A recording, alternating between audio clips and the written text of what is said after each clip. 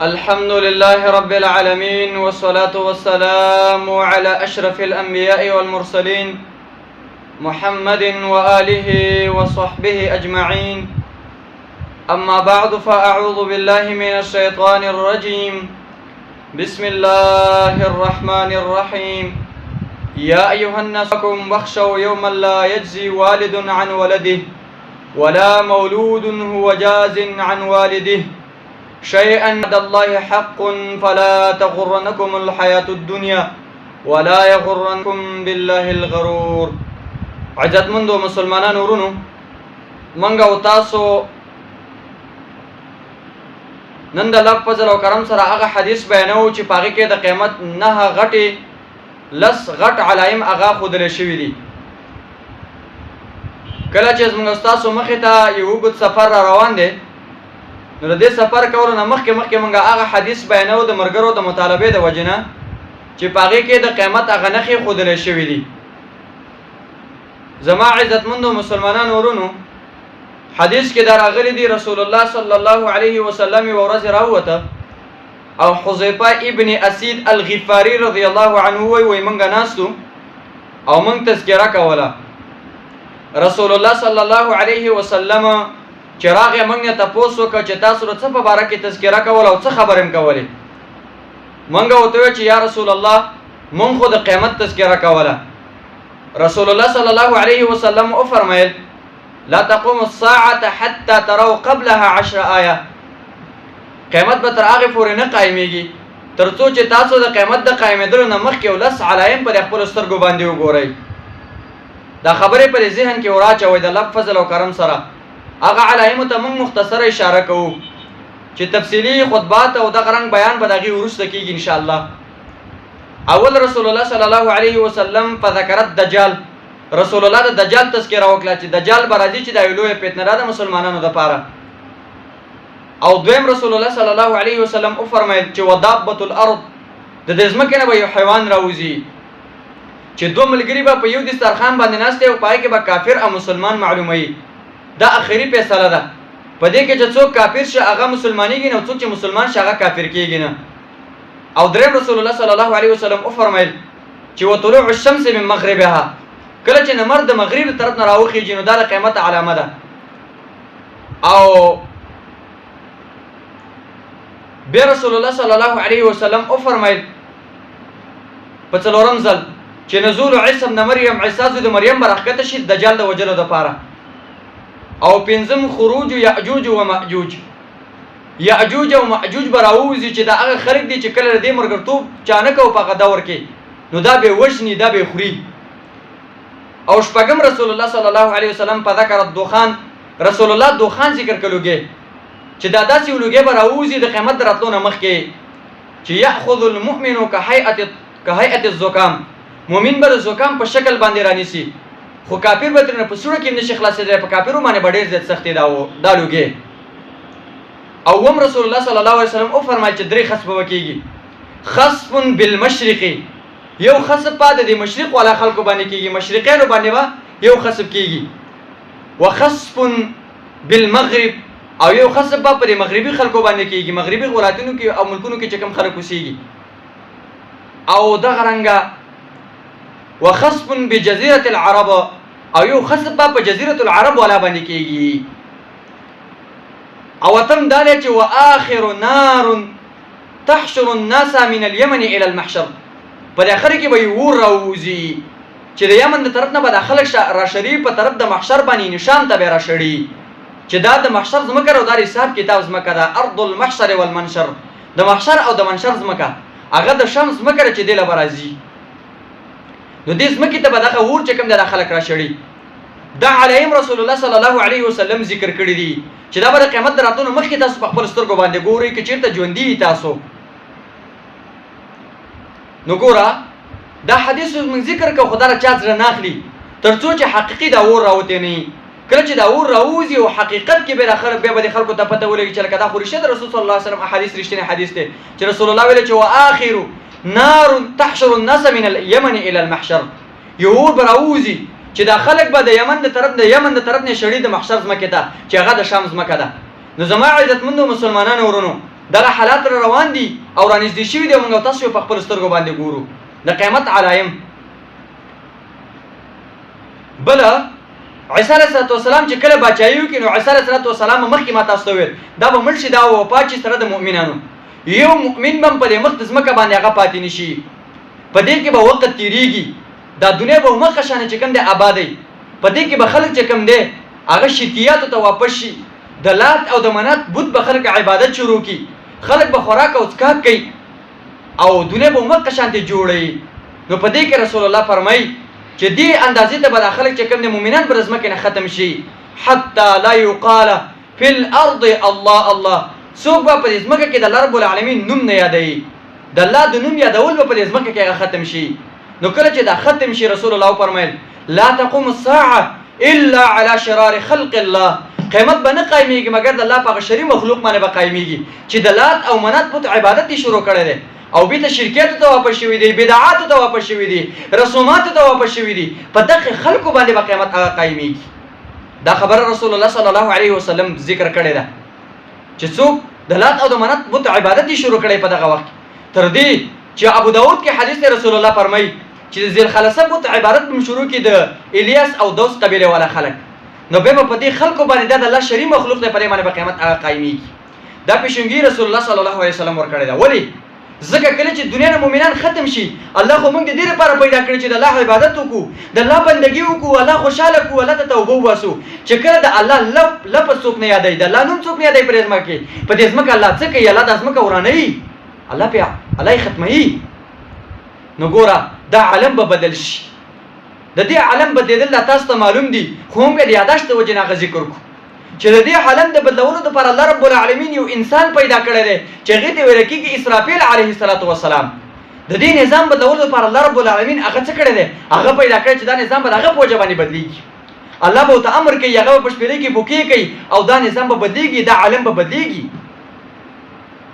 د دې د وجه نه حدیث کې راغلی دی رسول الله صلی الله علیه وسلم فرمایي وکيف انا څرنګه به زه خوشحاله شم وصاحب القرن لقد ارتقمه او صاحب د شپېلې چې دی بالکل داخله پر شپېلې باندې ایښې ده او قریب لري چې پوکې د دنیا ته هغه وکړي او دا دنیا ورانه شي.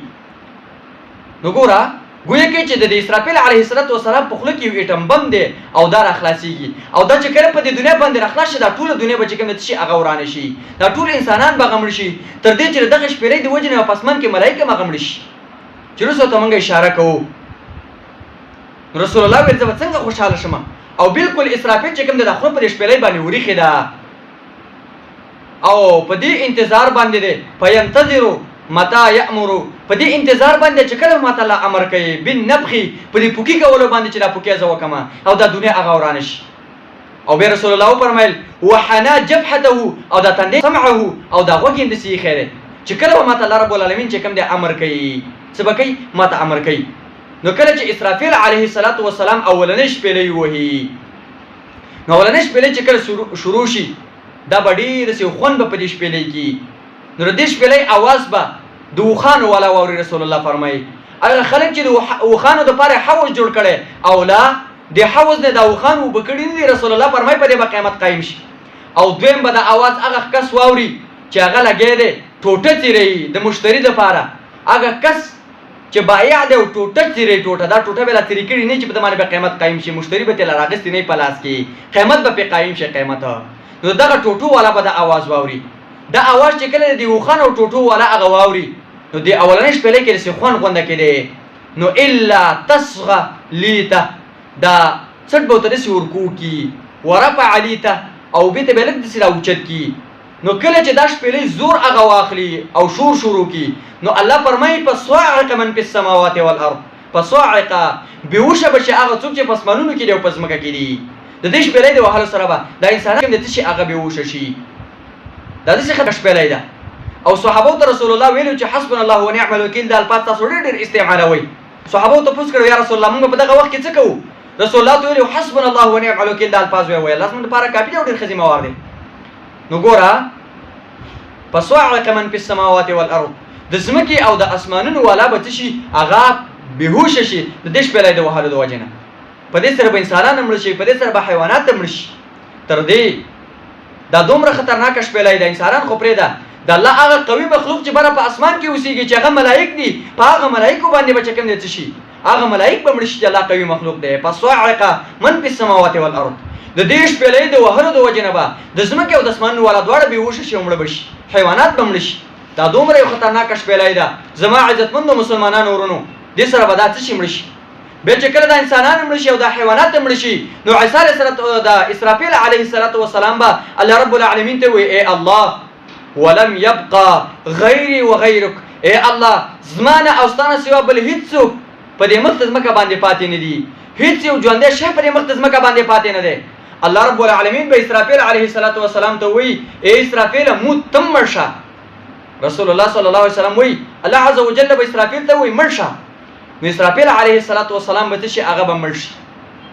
ځکه خو الله فرمایي کل من علیها فان ويبقى وجه ربک ذو الجلال والاکرام ټول ارث چې دي دا پانی کېدونکي دي او ختمېدونکي دي خو د رب العالمین مخکې دا باقي پاتې کېدونکی دی الله باقي پاتې شي بیا رسول الله صلی الله علیه وسلم فرمایي چې کله دا اولنۍ شپېلۍ ووهلی شي د ځمکې او د اسمانونو والا ټول هغه مړه شي نو بین النفختین 40 سنه نو 40 کاله به چې کوم د انسانان هغه مړه پراته په قبرونو کې 40 کاله وروسته به الله رب العالمین په اول ځل باندې چې کوم د اسرافیل علیه د دویمې شپېلۍ د وهلو دپاره نو کله چې اسرافیل علیه السلام چې هغه را ژوندی کړي او شپېلۍ وهي الله رب العالمین به دا آوازونه کوي لمن الملک اليوم نن ورځ د چا لپاره د باچایي دا آوازونه به رب العالمین کوي نو اول چې اسرافیل علیه السلام را ژوندی شو دا دویمه شپېلۍ وایي په اول به الله رب العالمین انسانان را ژوندي کړي ولې دا انسانان الله رب العالمین اول را ژوندي کوي دا ځکه چې په دې باندې هغه حیبتونه تیر شي کوم چې په دې باندې وروسته را روان دي هغه تکالیف او مصیبتونه په دې باندې تیر شي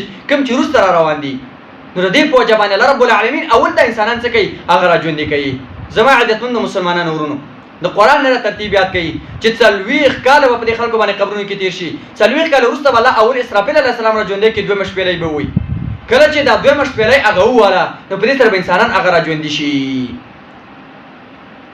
دا ډېره سخته ورځ ده زما عزتمندو مسلمانانو ورونو چې کله موږ او تاسو د الله رب العالمین نافرماني کوو نو دغه مصیبتونه او تکلیفونه موږ او تاسو باندې راځي وحشرناهم الله فرمایي اول به موږ د انسانانو حشر وکړو نو انسانان به اول الله رب العالمین را ژوندي کړي په دې کې به ډېر وخت هغه تیر شي چې دا پته موږ ته نشته چې څونه وخت به دې کې تېرېږي خو په دې کې به ډېر وخت هغه تیر شي دا پته موږ ته هغه نشته دا معلومات موږ ته نشته ځکه چې په دې دویمې شپېلۍ سره بیا د ځمکه هم اوارېږي ورانېږي اسمان هم ورانېږي ځکه خو د دویمې زلزلې الله رب العالمین په قرآن کریم کې ډېره تذکره کړې ده الله فرمایي اذا زلزلت الارض زلزالها او کله چې به وجړقېږي د ځمکه په جړقېدلو سره الله فرمایي د ځمکه چې او کله چې به د ځمکه وجړقېږي په جړقېدلو سره نو ګوره د دې جړق تذکره رب العالمین په قرآن کې ډېره کړې ده واخرجت الارض اثقالها او د ځمکه به خپل بوجونه راوباسي څه به راوباسي دا هر څه به راوارته عبارته ځکه ځمکه بیا وارېږي په دې جړق سره دا ډېر خطرناک جړق دی دا داسې یو خاص جړق دی چې د انسانانو دپاره به په دې ځمکه باندې قرارې نه وي د یو ځای نه بیا راخلي بل ځای ته بېرته وي د بل ځای نه بیا راخلي بل ځای ته بېرته وي د دې انسانانو دپاره به څه نه وي د انسانانو دپاره به هغه قرارې نه وي نو زما عزتمندو مسلمانانو داسې یو زلزله را روانه ده وقال الانسان ما لها او انسان به وایي څه دي دې ځمکې له چې دا ځمکه داسې خوځېږي په دې ځمکه باندې څه وشول داسې یو زلزله را روانه ده زما عزتمندو مسلمانانو ورونو په دې باندې ما او تاسو نه دی کړی ای مؤمنانو دلته چې معمولي زلزله غرې شي موږ او تاسو رمباړې ووسوري وو یو خطرناکه ورځ را روانه ده الله عز وجل داسې فرمایلي دي ای انسانانو دې زلزلې تذکره الله ځکه ډېره کړې ده الله فرمایي یا ایها الناس اتقوا ربکم ان زلزلة الساعة شیء عظیم ای ټول انسانانو د خپل رب نه ویریږئ اتقوا ربکم د خپل رب نه ویریږئ ان زلزلة الساعة شیء عظیم یقینا د دغې ورځ زلزله چې ده ګوره دا ډېر یو لوی شی دی دا ډېره یو خطرناکه زلزله ده دا ډېر یو عظیمه زلزله ده دا ډېر یو لویه زلزله ده زما عزتمندو مسلمانانو ورونو دا زلزله را روانه ده اتقوا ربکم د دغې ورځې د سختۍ نه چې بچېږئ رب العالمین د ځان سره ملګری کوي چا چې رب العالمین د ځان سره ملګری کړه د دغې ورځې د سختۍ نه به د انسان بچي خو څوک چې د ځان سره رب العالمین په دنیا کې نه ملګری کوي د رب العالمین عبادت نه کوي د دغې ورځې نه هېرېږي زما عزتمندو مسلمانانو ورونو په دې باندې خپل دماغ کولاو کوي خپل ذهن کولاو کوي چې په ده باندې دغه مصیبتونه را روان دي او دا دومره خطرناکه او سخته ورځ ده زما عزتمندو ورونو د افسوسونو ورځ ده چې په دغه ورځ باندې به تا ته خوږ ملګری او دوست نه یاده، تا ته به پلار نه یاد، تا ته به مور نه یاده. لکل امرئ منهم یومئذ شأن یغنی. په دغه ورځ باندې به رب العالمین هر یو شخص په خپل ځای باندې مصروف کړي په یو کار باندې.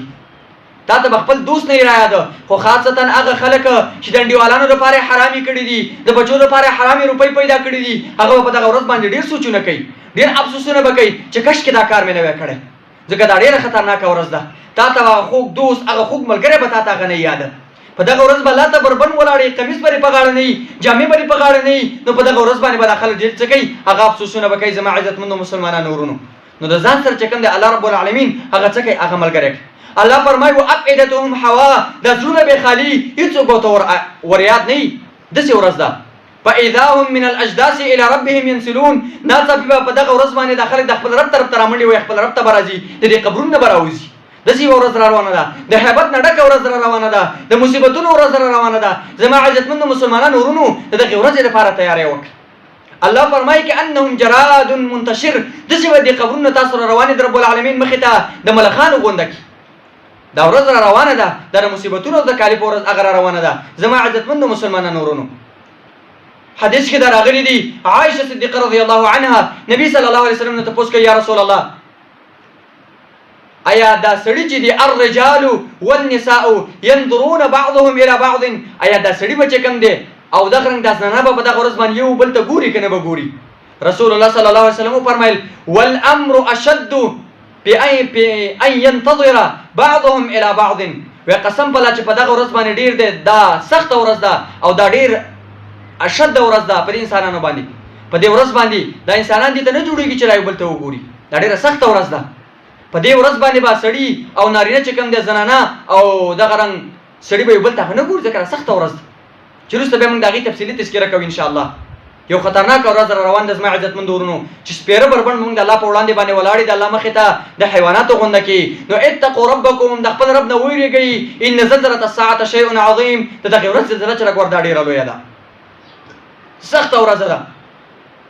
فاذا نفخ في الصور فاذا هم من الاجداث الى ربهم ينسلون. کله چې په شپېلۍ کې دا دویم پوکې ووهلی شي، دا انسانان به د قبرونو را روانې د خپل رب مخې ته به رامنډي وي. فاذا هم قيام ينظرون. ناڅاپي به رب العالمین ته د انسانان چې کوم دی څه کوي هغه ګوري. او دونه سخته ورځ ده. وتذهل كل مرضعة عما ارضعتها. هر هغه پی ورکوونکې زنانه چې هغه خپل بچي ته پی ورکوي، مؤمنانو دا به د پی ورکولو نه غافله شي. دا مور چې د څونه پرې بچي باندې خفه کېږي، خو دا به د پی ورکولو نه هغه غافله شي. وجه دا ده زما عزتمندو مسلمانانو ورونو چې سخته ورځ ده. وتضع كل ذات حمل حملها. او هر یو حامله زنانه او هغه حامله حیوان چې د هغې په خېټه باندې بچی دی، دا به د خپل حمل د ډېر حیبت د وجې نه وغورځوي. وجه هغه دا ده، د حمل مسله ذکر کړه، د زنانه د حمل مسله چې ده او د حیوان د حول مسله چې ده، دا ظاهر ده، هغې به دغه شیان وغورځوي. خو لیکن د عام انسانان چې دي، د دې پرې کلمو کې چې دا څه پراته دي مؤمنانو، دا به ترې نه کټ هغه ووځي. دا دومره سخته ورځ ده. د زنانه حمل خو ظاهره دی، ځکه ظاهري تذکره وکړه قرآن کریم. خو لیکن د عام انسانان چې دي، د دې نه به د هر څه چې کوم دی کته روانې دي یېرې او د هیبت د وجې نه. دا دومره خطرناکه ورځ ده زما عزتمندو مسلمانانو ورونو. د قیامت ورځ را روانه ده، سخته ورځ ده، د مصیبتونو ورځ ده، د تکالیفو ورځ ده، د مشکلاتو ورځ ده. دا مخې له راځي. نو چې راځي زما عزتمندو مسلمانانو ورونو، د دې لپاره چې کوم دی څه پکار تیاری پکار دی. وترى الناس سکارا. او الله فرمایي ته به دا خلک ګوري چې ګویا کې دا خلک څه دي، هغه نشه دي. وما هم بسکارا. او ګویا کې چې الله فرمایي دا خلک نشه نه دي، دا نشه نه دي. ولکن عذاب الله شدید. لیکن رب العالمین عذاب ډېر سخت دی، ځکه به دا خلک هغه بېهوشي. هېڅوک به چاته په دغه ورځ باندې یاد نه وي. په دې خبره باندې ذهن کولاو کوئ زما عزتمندو مسلمانانو ورونو. دومره خطرناکه ورځ هغه را روانه ده. فاذا نفخ في الصور نفخه واحده. الله فرمایي کله چې په شپېلۍ کې چې کوم دی یو پوکې هغه وکړی شي، دا ټول انسانان به راپورته کړی شي. وحملت الجبال وحملت الارض والجبال فكانت دكه دكه واحده.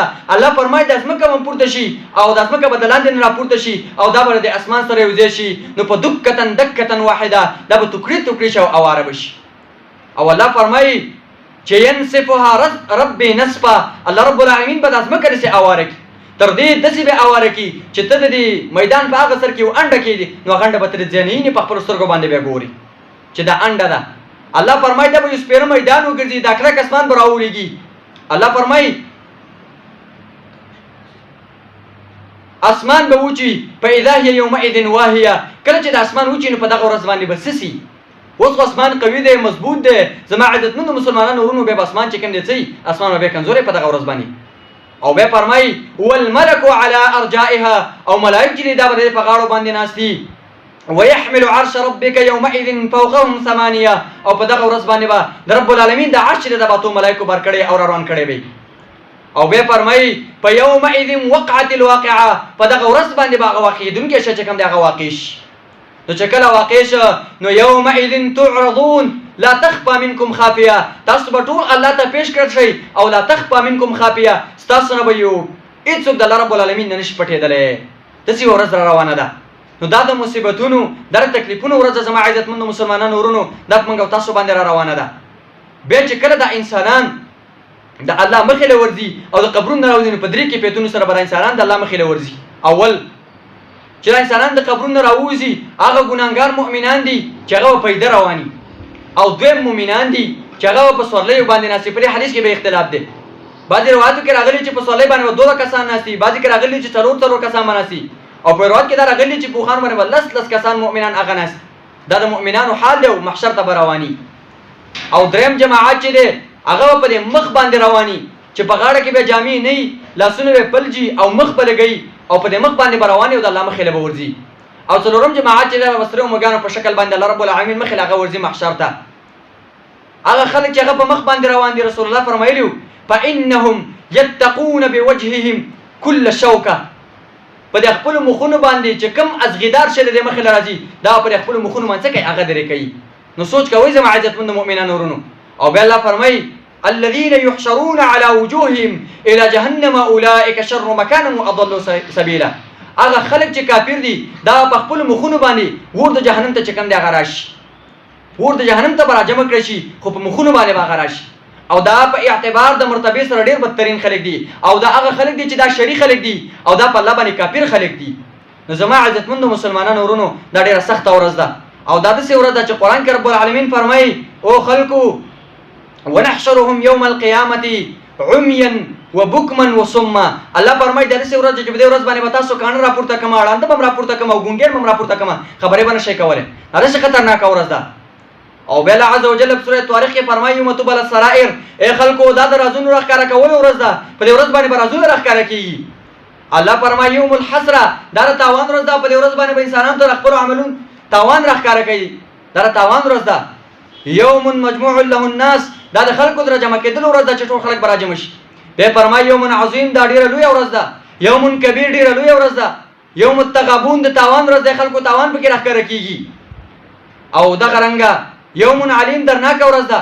یوم الخروج، د خلکو دراوتلو ورځ ده. یوم علیم، درناک ورځ ده. یوم الاحوال، د خلکو احوال په دې ورځ باندې راخاره شي. نو د نور موضوع وضاحت به ان شاء الله پراتونکي وخت کو. رب العالمین موږ تاسو په دې باندې عاملین جوړ کړي. وبالله عز وجل التوفیق.